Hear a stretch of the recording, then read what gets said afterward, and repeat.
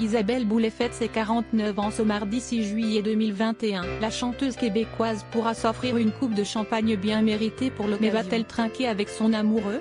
La star partage son temps entre la France, Paris mais aussi Nice, dans l'Hexagone. C'est avec Éric Dupond-Moretti qu'elle vit. Longuement interrogée par Gala en 2017, Isabelle Boulay avait consenti à s'exprimer sur sa relation amoureuse avec le célèbre avocat devenu un décrié ministre de la Justice.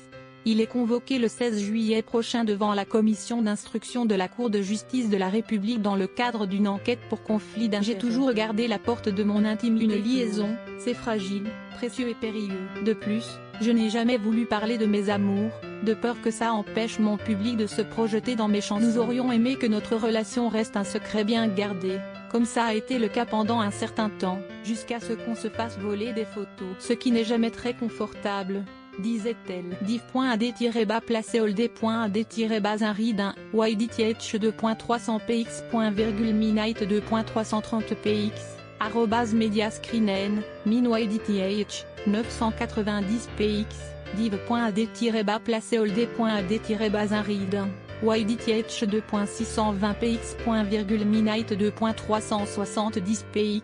L'interprète du tube Parle-moi admettait volontiers n'avoir ni la force ni les moyens de Céline Dion pour gérer à la fois sa carrière de chanteuse et son image médiatique, préférant donc la discrétion sur sa 6e intime. Mais, depuis que le grand public connaît sa relation amoureuse avec Éric Dupond-Moretti, il est de plus en plus difficile pour eux de ne pas en parler. Et, entre la distance géographique et leur carrière, les obstacles sont décuplés.